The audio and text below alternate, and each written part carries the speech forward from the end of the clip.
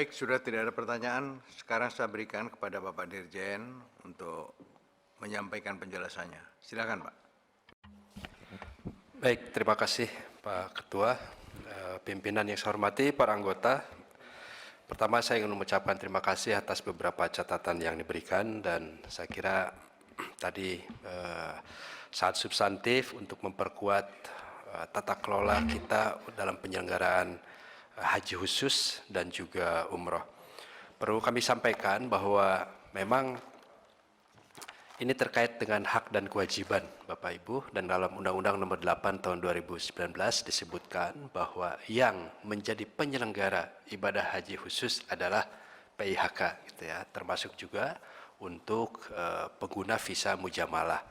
Nah, oleh karena itu ada dua penyelenggara yang dilindungi dan diberikan otoritas dalam undang-undang. Pertama adalah Kementerian Agama untuk haji reguler, ya, dan juga adalah company, yaitu kita sebut PIHK dalam undang-undang untuk haji khusus dan juga visa mujamalah.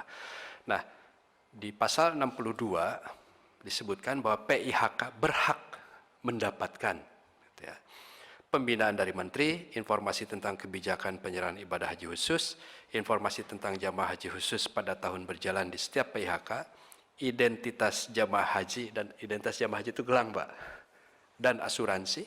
Ini asuransi kita waive di usulan ini karena memang kita diskusi mereka saat ini sudah berjalan untuk asuransinya. Penerimaan saldo setoran BP khusus dari Badan Pengelola Keuangan Haji sesuai dengan jumlah jamaah haji khusus yang telah melunasi BP khusus dan yang akan berangkat pada tahun berjalan. Kemudian informasi tentang pengawasan dan akreditasi, serta terakhir kuota untuk penanggung jawab PIHK, petugas kesehatan dan pemegang haji khusus. Jadi ini hak yang harus didapatkan oleh haji khusus. Nah, memang perdebatan tahun kemarin juga, apakah dana mereka itu operasionalnya harus diambilkan dari reguler juga.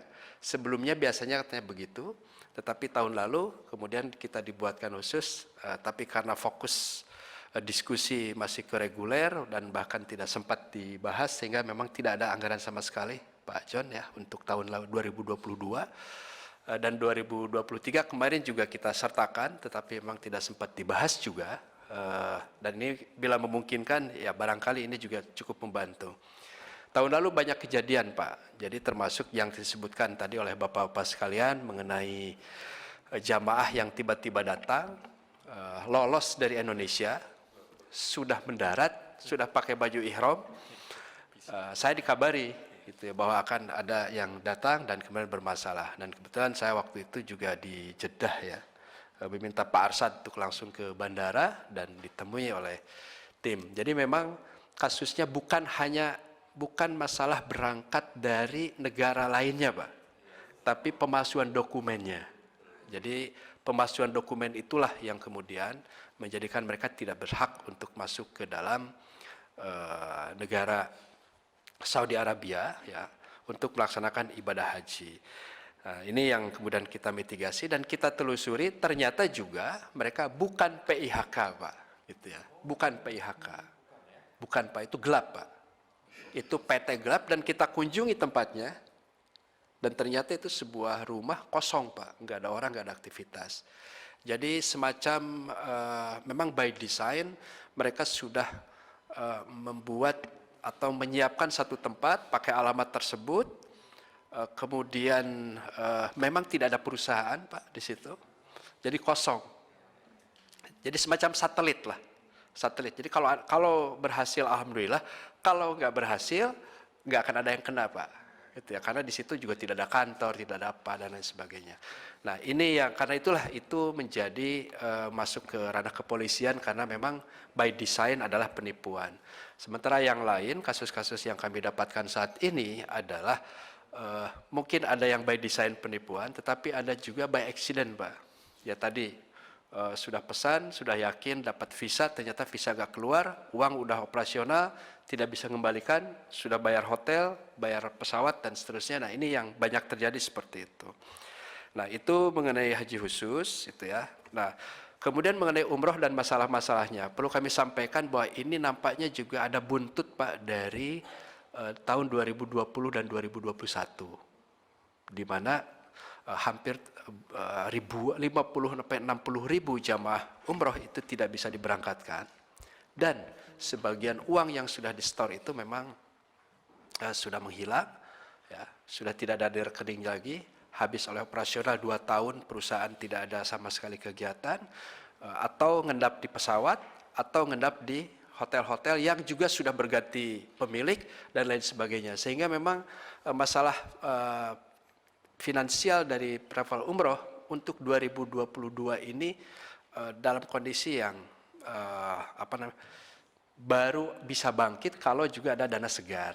Nah, sebagian nampaknya juga memanfaatkan mencari dana segar itu dengan menggunakan mekanisme yang tidak sesuai, ya agak rada Ponzi. Ya, karena itu yang tidak harganya di bawah 26 juta sebagai harga referensi, sebetulnya harga referensi kita tetapkan minimal, Pak. Kalau di bawah itu hati-hati. Gitu. Jadi itu yang kami sosialisasikan. Kalau ada nawarin umroh misalnya 23 juta, 21 juta, bahkan 23 juta itu 14 hari, dan kemana-mana, hati-hati gitu. Jadi itulah yang kami maksudkan. Nah, jadi seperti itu.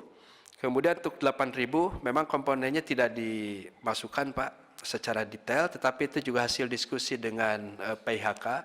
Tapi yang paling terkait adalah mengenai pesawat, tiket pesawat, dan biaya masyair, Pak. Yang mereka biaya masyairnya yang paling rendah itu bisa katakanlah hampir sama dan kita 6 ribuan, tetapi rata-rata 12.000 sampai 14.500 itu di-upgrade semacam itu. Nah, itu satu. Yang kedua, model upgrade di Saudi, Pak Aceh. Jadi memang ini banyaknya juga, banyak yang dilakukan under table, gitu ya. Karena mereka juga harus masuk dalam e-hajj. Dalam e-hajjnya ya sudah, Pak, sudah beres semua. Tapi di luar e-hajj itulah yang kita tidak tahu. Tidak tahu itu dalam pengertian kesepakatan antara travel, jamaah, dan juga layanan, perusahaan layanan gitu ya. Kalau kami upgrade makannya, kami upgrade kasurnya, kami upgrade dindingnya, oke, kami bayar, AC-nya upgrade, kita bayar, yaitu banyak yang under table gitu ya. Jadi seperti itu, dan selama ini itulah yang menjadi kegelisahan dari travel umroh haji khusus ya terkait dengan layanan ini. Hal penting yang ingin saya respon adalah mengenai visa, Pak. Jadi visa itu ada 2 tipe. Satu visa haji atau visa kuota haji gitu ya, yang diberikan kepada Kementerian Agama, yang itu terbagi 2, haji khusus itu visa travel visanya masih visa haji, dan haji reguler. Nah, undang-undang kita juga menyediakan visa mujamalah sebagai terminologi. Nah, apakah orang berhaji hanya menggunakan visa itu saja? Dalam pelaksanaannya memang tidak, Pak. Banyak orang datang dengan menggunakan berbagai visa, berbagai cara, yang itu di luar jurisdiksi kita, di luar kemampuan kita, termasuk juga menggunakan visa umal, Pak, visa amil, ya, visa pekerja. Itu banyak, Pak, beredar, dan sebagian dijual juga. Nanti mereka setelah masuk Saudi, dicarikan tasrihnya untuk masuk masyair. Jadi intinya saat ini orang berlomba-lomba dapat visa agar masuk dulu ke Saudi, bisa haji apa enggak belakangan. Bisa, Pak. Jadi orang membeli tasrih di sana. Jadi banyak jalan menuju Roma, banyak jalan menuju Arafah. Gitu. Betul. Cuma yang resmi itu hanya visa haji, kuota yang diberikan kepada Kementerian Agama. Nah, bagaimana? Tadi pertanyaan Pak Aceh, Pak Marwan, dan anggota yang lain. Kementerian Agama sudah sampai mana berbicara tentang itu? Kami secara ofisial juga sudah menyampaikan pada pemerintah Kerajaan Saudi Arabia, termasuk juga diskusi melalui kantor urusan haji, menyampaikan bagaimana jenis kelamin visa ini. Gitu ya. Tapi karena teman ngobrol kami itu adalah Kementerian Haji, dari sana selalu menjawab, kalau untuk visa tipe itu kamu tanya jangan sama saya, tanya ke perusahaan-perusahaan, dia lebih tahu travel-travel di sana. Jadi sama, Pak. Gitu ya. Dari perspektif pengalaman kami di Indonesia, ketika kemarin ada ribuan orang diinformasikan, tidak bisa mendapatkan visa dan mereka sudah tinggal di bandara menunggu visa, berhari-hari tinggal di hotel di sekitar bandara. Kemudian juga ada dorongan kepada saya untuk mengeluarkan surat ya kepada duta besar, karena surat itulah yang kemudian bisa mengakselerasi dan memfasilitasi keluarnya visa mujamalah. Ya terus terang kami berkoordinasi dengan duta besar dan final word kata-kata yang kami terima adalah Anda tidak ada urusan dengan visa ini. Anda hanya berurusan dengan visa haji yang mitranya adalah Kementerian Haji dan Umroh. Jadi memang itu tidak terdeteksi. Meskipun Pak, kami secara ofisial sudah menyampaikan bahwa kami dari Kementerian Agama termasuk pertemuan Pak Menteri terakhir dengan duta besar juga disampaikan bahwa kita menginginkan tata kelola yang lebih baik dan terbuka Pak untuk visa furoda itu, jangan sampai banyak kerugian yang dialami oleh jamaah haji Indonesia. Saya kira itu beberapa catatan. Kemudian untuk jamaah haji khusus yang saat ini jumlahnya 109.000 orang dan berangkat insya Allah tahun ini 17.680, ya memang kita ingin memfasilitasi juga seperti halnya jamaah haji reguler karena mereka punya keberhakan untuk mendapatkan itu, gitu ya. Virtual account mereka dapat Pak, diberikan 2 kali. Nah, tetapi kalau nilai manfaat juga dari 8.000 rel, ada memang dari BPKH-nya belum terdefinisi. Dulu keberatannya jangan sampai haji khusus itu menggunakan anggarannya haji reguler dari nilai manfaatnya. Tetapi pada saat yang sama, skema untuk penentuan nilai manfaat bagi haji khusus itu belum terlalu clear. Yang ada adalah baru virtual account, itu pimpinan. Jadi ya. Nah, apakah akan diambil dari situ? Tapi itu sudah masuk langsung ke jamaah, Pak. Ya. Jadi belum ke nilai manfaatnya. Saya kira itu beberapa poin. Nah, mudah-mudahan dalam kasus kemarin, Pak Pimpinan, ini juga perlu kami sampaikan. Untuk haji-haji khusus ya, kami Pak Nur memang berperan sebagai kasubdit, Pak. Jadi sebagai petugas biasa, tetapi karena beliau ada kepala direktur UHK bersama kasubdit-kasubditnya menjalankan fungsi pengawasan, gitu ya. Yaitu sedapat-dapatnya, sejalan-jalannya, kira-kira seperti itu.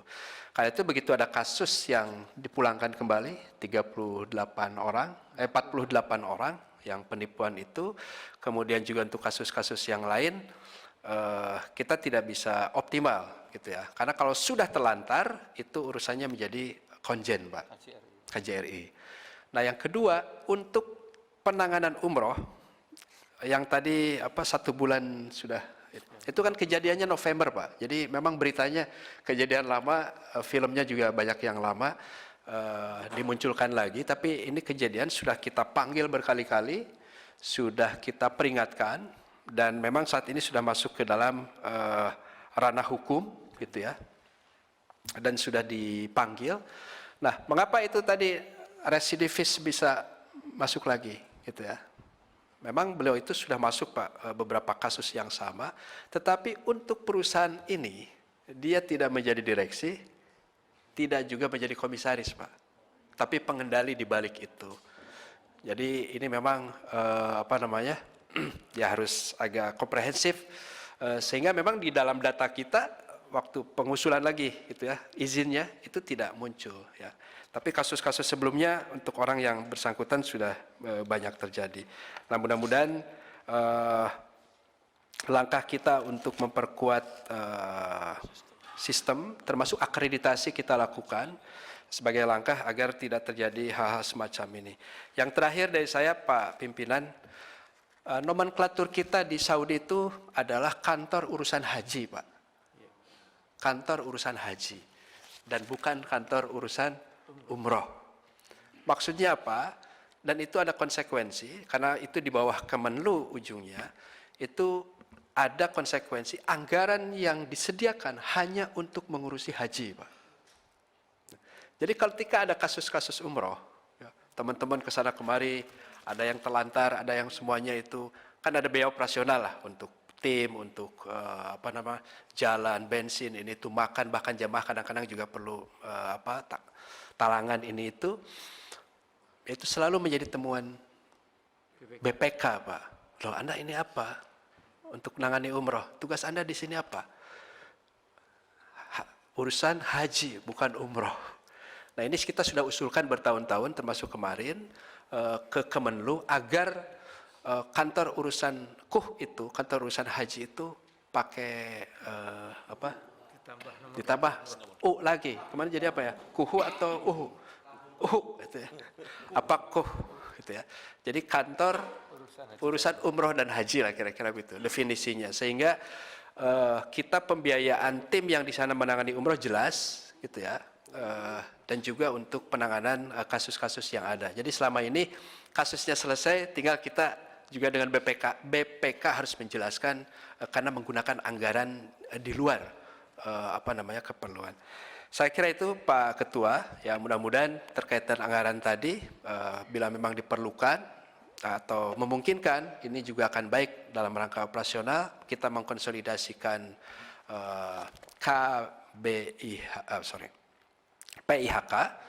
PIHK agar juga proses pendampingan jamaah bisa lebih kuat. Demikian saya ucapkan terima kasih. Nasrun minallah fathun qarib. Assalamualaikum warahmatullahi wabarakatuh. Izin Ketua, setengah menit aja Ketua, kanan setengah menit aja. Soal tadi visa reguler sama ON plus khusus berarti, yang sudah keluar SK itu berarti sudah dapat visa otomatis ya, kalau melunasi. Kalau sudah melunasi, ya itu diproses untuk visa. Ya. Sudah konfirmasi, sudah lunas, sudah beres, itu ada tim dokumentasi. Enggak. Yang haji yang terlantar itu rata-rata furoda. Furoda Pak. Jadi haji khusus itu relatif lebih termanage, tapi yang furoda banyak terlantar. Ya pimpinan, justru saya belum puas tuh penjelasan soal furoda itu. Gimana itu langkah-langkah yang dilakukan oleh pemerintah?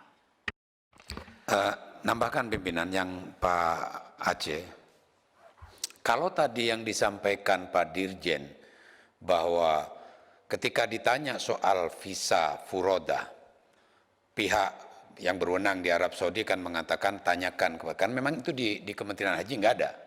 Nah, kita mesti mencari pola tersendiri dari pemerintah kita untuk kemudian bisa mendapatkan pola untuk perlindungan itu. Saya kasih contoh misalnya, Pak Dirjen, di dunia ketenaga kerjaan, Indonesia itu memoratorium penempatan ke misalnya negara Timur Tengah. Tetapi karena sepihak, Arab Saudi tetap mengeluarkan visa. Dan resmi itu. Sehingga orang yang berangkat ke Arab Saudi masuk, itu legal, tidak ilegal. Nah, karena Arab Saudinya mengeluarkan visa dan tetap bisa berangkat, pemerintah Indonesia nggak mau kalah untuk menghambat. Karena pemerintah memutuskan untuk memoratorium. Nah, itu mesti ada pola. Saya setuju dengan pimpinan, dengan Pak Aceh.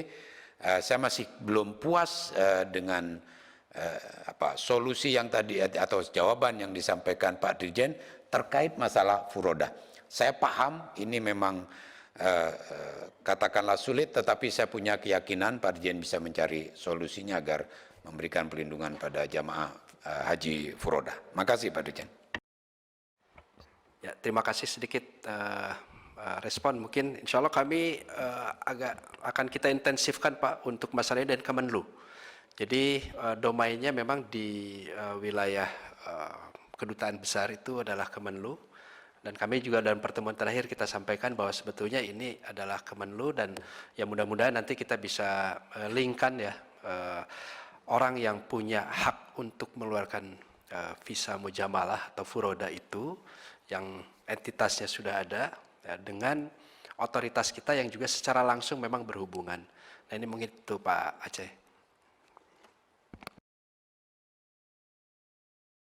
Baik, terima kasih sudah kita berikan kesempatan baik dari pihak kami, para anggota DPR dan pihak pemerintah memberikan jawaban atas pertanyaan. Selanjutnya akan kami bacakan draft kesimpulan pada rapat hari ini.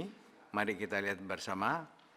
Draft kesimpulan rapat dengar pendapat Komisi 8 DPR RI dengan Direktur Jenderal Penyelenggaraan Haji dan Umrah Kementerian Agama RI, masa persidangan 4 tahun sidang 2022-2023 pada hari Kamis 30 Maret 2023. Pada rapat dengar pendapat Komisi 8 DPR RI dengan Direktur Jenderal Penyelenggaraan Haji dan Umroh (PHU), Kementerian Agama RI membahas pengaturan haji khusus dalam penyelenggaraan ibadah haji tahun 1444 Hijriah /2023 Masehi dan isu-isu aktual, disimpulkan beberapa hal sebagai berikut. Nomor 1, Komisi 8 DPR RI dapat memahami penjelasan Direktur Jenderal PHU Kementerian Agama RI mengenai kebijakan penyelenggaraan ibadah haji khusus. Saya ulangi, kebijakan penyelenggaraan ibadah haji khusus tahun 1444 Hijriah /2023 mencakup alokasi kuota haji khusus, data jumlah penyelenggaraan ibadah haji khusus PIHK, tahap pelunasan pengembalian keuangan haji khusus, dan kegiatan pengawasan haji khusus. Nomor 2, Komisi 8 DPR RI meminta Kementerian Agama RI berkoordinasi dengan BPKH atas rencana anggaran biaya operasional haji khusus pada penyelenggaraan haji ibadah haji tahun 1444 Hijriah /2023 Masehi sebesar Rp5.622.525.340,98 dari nilai manfaat keuangan haji untuk mendukung kegiatan layanan langsung dan layanan tidak langsung jemaah haji khusus tersebut, seperti yang tercantum di halaman terakhir yang Bapak sampaikan di forum ini. Yang ketiga, Komisi 8 DPR RI meminta Direktur Jenderal PHU Kementerian Agama RI untuk menindaklanjuti masukan pimpinan dan anggota Komisi 8 DPR RI diantaranya A. Meningkatkan pengawasan kepada penyelenggaraan ibadah haji khusus untuk meminimalkan terjadinya kasus yang merugikan jemaah. B. Memberikan dukungan peningkatan kualitas petugas haji khusus yang lebih berkompeten dan terlatih untuk memastikan terselenggaranya aspek perlindungan bagi jemaah haji secara optimal. C.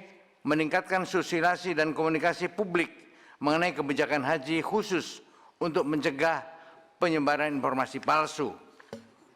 D. Merumuskan kebijakan pengaturan yang lebih rinci mengenai visa furodah atau mujamalah. Demikian Pak Dirjen, ada yang dikoreksi, ada yang... Sedikit pimpinan.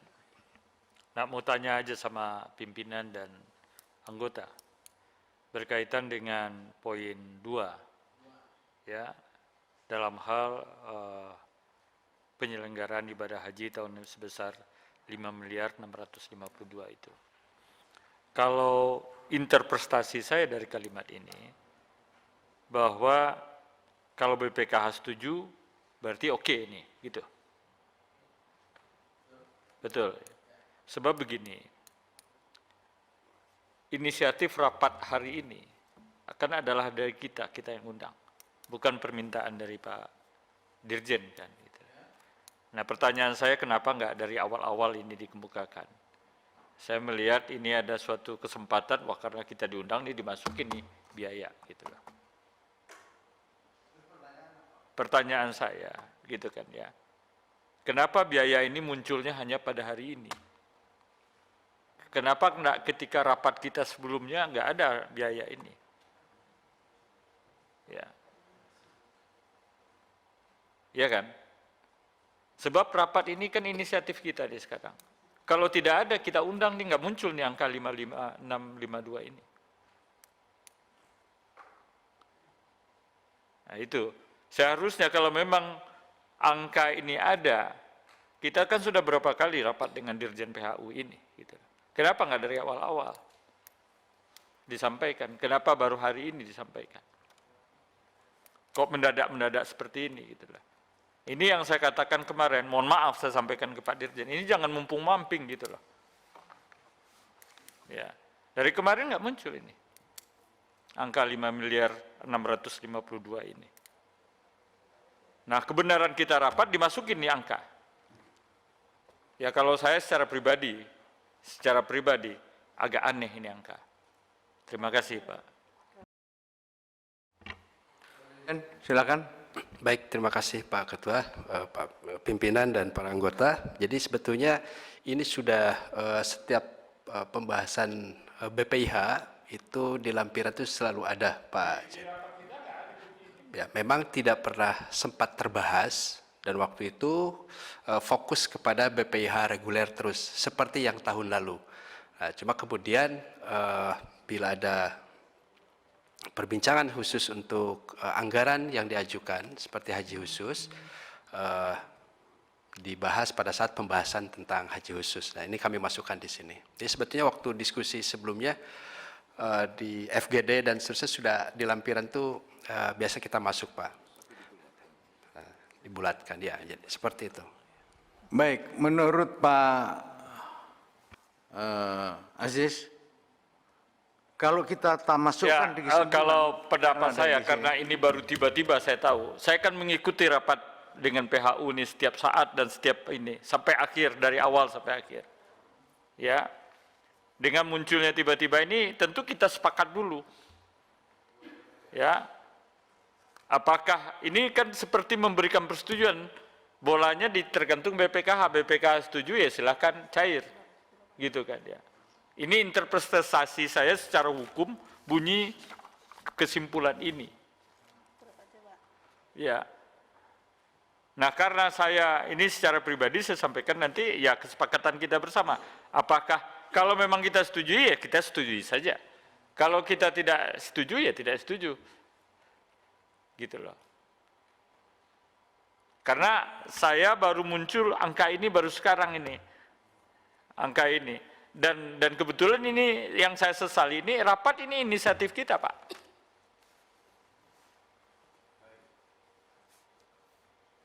Baik, mungkin pendapat lain, teman-teman. Ya kita minta kesepakatan bersama. Ya. Iya,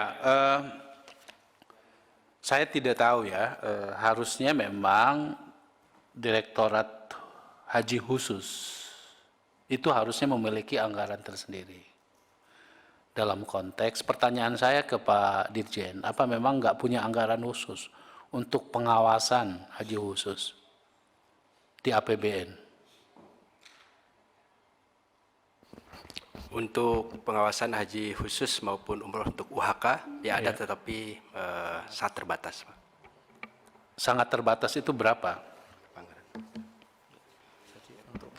Ini Pak Nur biar bisa menjelaskan, Bapak. Sebab yang diusulkan pun juga sebetulnya nggak besar-besar amat ya, 5 miliar ya. Mohon izin, Ya. yang terhormat pimpinan, para anggota DPR yang mulia, sebenarnya setiap ada rapat tentang PHU kita selalu mengusulkan. Kami sudah sampaikan ini Pak Direktur Pengelolaan Keuangan yang, iya, Pak Direktur Pengelolaan Haji silakan disampaikan. Selalu kami usulkan. Oh ya, baik.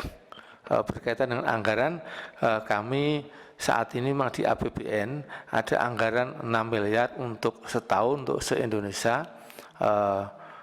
untuk operasional perkantoran, operasional layanan di perizinan, di akreditasi, di pembinaan. Nah, di pengawasan juga ada tapi sangat terbatas dengan tenaga 9 orang. Nah, oleh karena itu khusus untuk anggaran pengawasan haji khusus yang di Saudi memang kita tidak ada. Yang ada selama ini anggarannya adalah include masuk dengan anggaran PPIH Arab Saudi. Yang khusus haji khusus belum ada.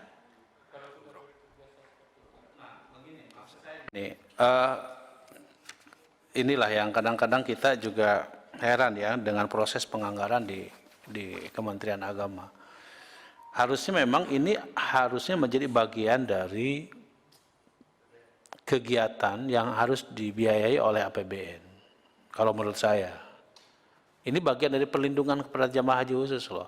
Tetapi kalau kita mengacu kepada anggaran ini, ada yang juga harusnya dibebankan bukan kepada APBN. Misalnya kayak gelang yang digunakan oleh jamaah, ya itu harusnya dibebankan kepada jamaah karena ini haji khusus.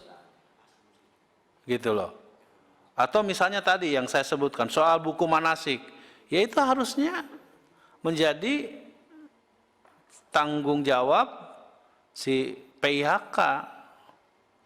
Kemudian ya kalau koordinasi dan lain sebagainya ya saya kira memang itu menjadi kewajiban pelayanan dari Kementerian Agama terhadap mereka gitu, dan itu bisa ditanggung oleh negara. Tapi beberapa hal yang menurut saya ini harusnya menjadi kewajiban yang bisa diambil dari dana. Nah, kalaupun kita mau menyetujui ini, Pak Ketua, saya usul harus didalami dulu, walaupun mungkin kecil. Mohon izin beri tambahan sedikit. Jadi selama ini sebenarnya kita ada anggaran untuk haji khusus. Hanya pada tahun 2022, waktu itu Pak Anggito menyampaikan, maaf dalam bahasa tanda kutip, menyampaikan pendapat bahwa haji khusus tidak layak mendapatkan biaya dari haji reguler. Jadi sejak dulu haji tahun 2019 misalnya ada biaya sekitar 9 miliar untuk haji khusus ini, tapi diambil dari nilai manfaat reguler. Oleh karena itu pada tahun 2022 Bapak Ketua BPKH Pak Anggito menyampaikan tidak sependapat kalau jamaah haji khusus dibiayai oleh uang dari haji reguler. Nah, tetapi berhenti di situ. Waktu itu kami sampaikan nanti pembiayaan bagaimana, sempat ada Pak BPN, tetapi ternyata haji khusus tidak pantas kalau dibiayai APBN karena dia orang mampu. Orang mampu tentu harus dibiayai dari dirinya sendiri. Oleh karena itulah maka lahir usulan ini agar dibiayai dari nilai manfaat haji khusus. Setiap ada pembahasan haji, anggaran secara umum kami dapat bisikan nanti untuk haji khusus dialokasikan waktu tersendiri, dan akhirnya kami mendapatkan waktu pada hari ini. Demikian, terima kasih.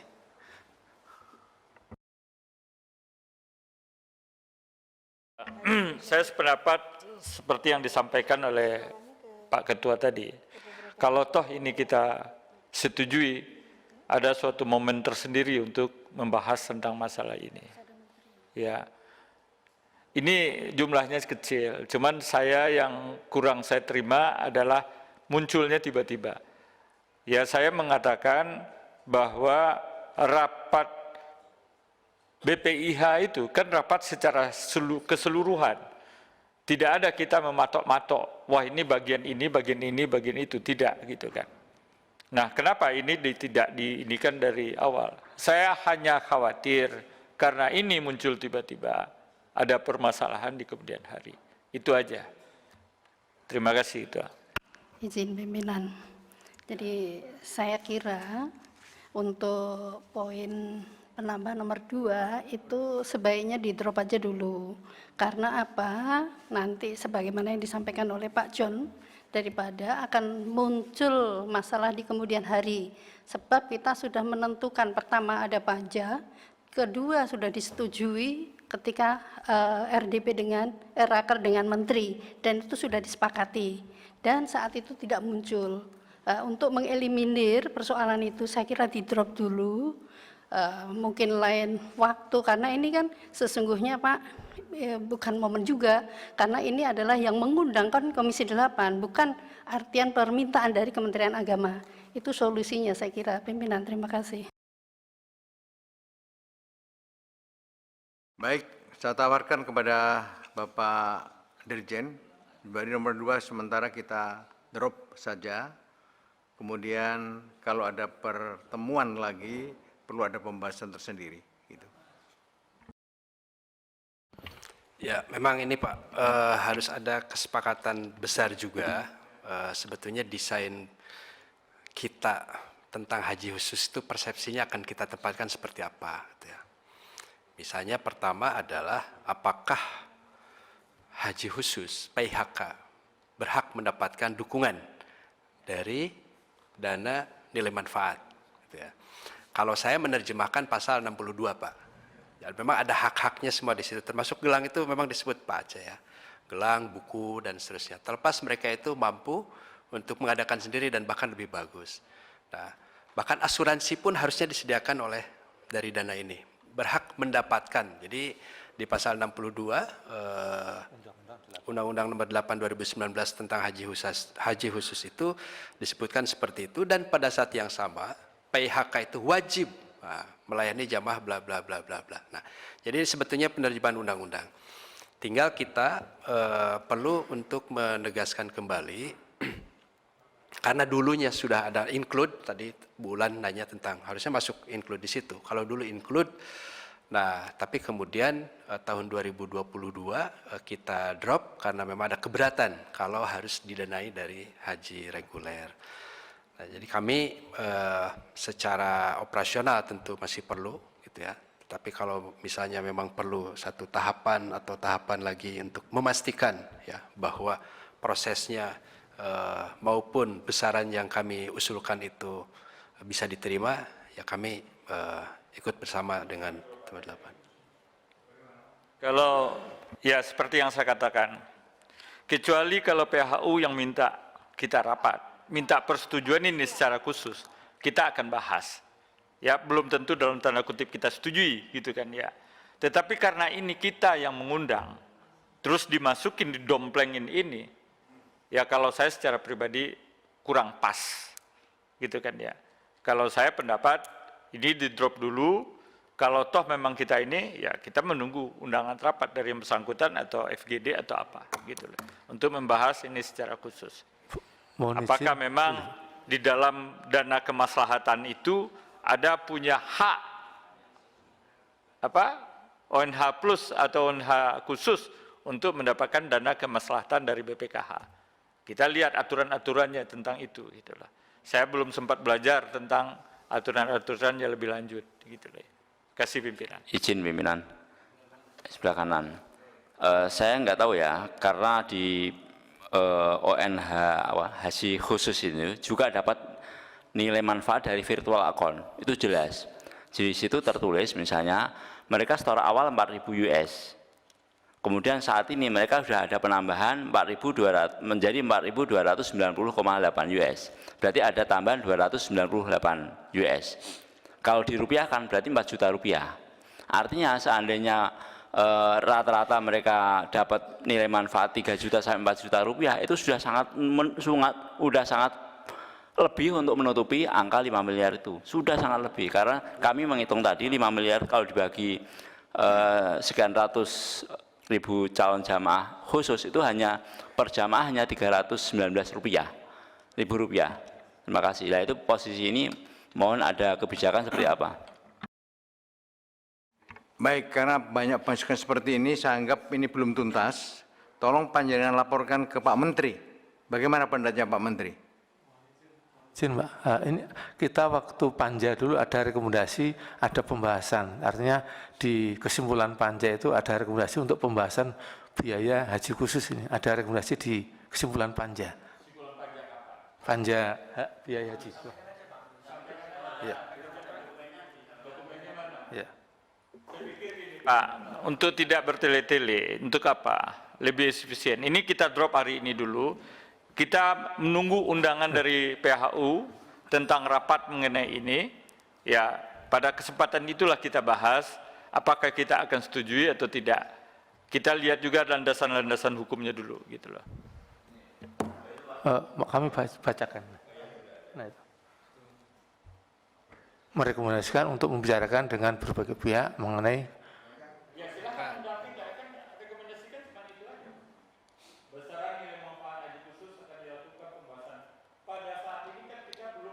Pembahasan untuk itu. Ya. Saran saya tetap ini kita drop, kemudian panjenengan bisa laporkan kejadian rapat hari ini kepada Pak Menteri, apa saran beliaunya. Itu aja. Atau izin saya Pak Ketua, mungkin karena ini lagi-lagi ya Pak, ini inisiatifnya lebih banyak dari inisiatif anggota DPR Pak, daripada kebutuhan teman-teman di Kementerian Agama. Harusnya kan kalau ada hal seperti ini, kan bisa mengajukan surat. Itu yang dilakukan oleh kementerian lain juga. Ya, Bapak Ibu, kalau kita memasukkan ini atas inisiatif kita, di kepala orang akan banyak bilang bahwa ini ada permainannya DPR. kita nggak berani. Gitu. Kalau kita menetapkan sesuatu yang bukan dari inisiatif pemerintah, yang dianggap kita punya agenda adalah DPR, itu yang kami nggak mau. Nah karena itu ya sekali lagi, kalau Bapak mau masukkan ini, kirim aja surat ke DPR, ya ke Komisi 8, sampaikan kebutuhannya apa, sehingga nanti kita bisa bahas bersama. Saya kira itu, terima kasih. Bagaimana Pak Dirjen bisa memahami? Ya, saya terima. Baik, kalau gitu kita putuskan berubah di drop. Kita masuk pada nomor 3. Komisi 8 DPR RI meminta Direktur Jenderal PHU Kementerian Agama RI untuk menindaklanjuti masukan pimpinan dan anggota Komisi 8 DPR RI diantaranya A. Meningkatkan pengawasan kepada penyelenggara ibadah haji khusus untuk meminimalkan terjadinya kasus yang merugikan jemaah. B. Memberikan dukungan peningkatan kualitas petugas haji khusus yang lebih berkompeten dan terlatih untuk memastikan terselenggaranya aspek perlindungan bagi jemaah yang lebih optimal. C. Meningkatkan sosialisasi dan komunikasi publik mengenai kebijakan haji khusus untuk mencegah penyebaran informasi palsu. D. Merumuskan kebijakan pengaturan yang lebih rinci mengenai visa furoda atau mujamalah.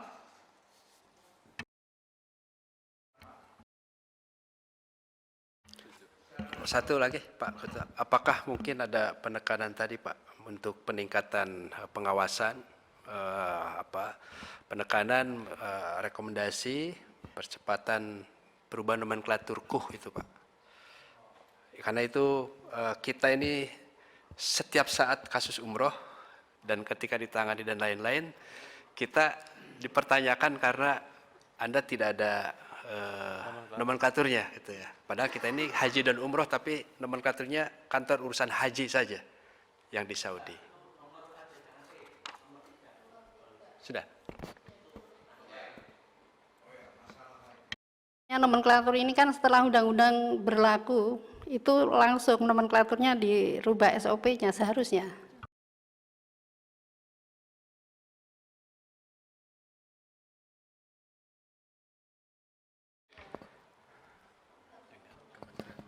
Dan bukan Luar berubah Negeri, kali Pak, menambah struktur. Karena domainnya di Kementerian Luar Negeri. Saya kira bukan Kementerian Agama aja, minta kepada pemerintah Republik Indonesia, Oh ya.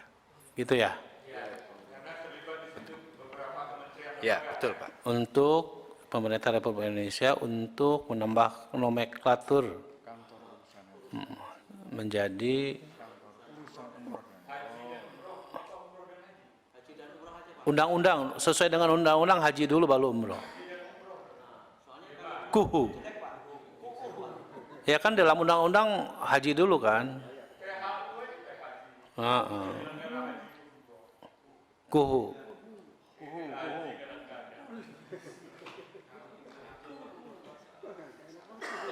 KUHU. Kalau setuju semua? Baik, selanjutnya sebelum kami tutup, mohon ada kata akhir dari Bapak Dirjen. Saya persilahkan Pak. Terima kasih Pak Ketua, pimpinan dan anggota yang sangat kami hormati. Sekali lagi kami dari Kementerian Agama, khususnya di Ditjen PHU, mengucapkan terima kasih sebesar-besarnya atas dukungan, masukan, kritik, dan saran selama ini dalam rangka memperkuat kinerja PHU untuk penyelenggaraan haji, pengawasan pelaksanaan maupun perlindungan jamaah. Kami ucapkan terima kasih dan mudah-mudahan untuk tahun ini semua bisa berjalan dengan lebih lancar. Saya kembalikan. Baik, terima kasih kepada Saudara Dirjen PHU Kemenak RI yang telah menyampaikan penjelasan dan tanggapannya. Dengan demikian, berakhir rapat pada hari ini. Semoga memberikan kemaslahatan bagi para calon jemaah haji. Demikian acara ini saya tutup dengan membaca Alhamdulillahirrahmanirrahim. Assalamualaikum warahmatullahi wabarakatuh.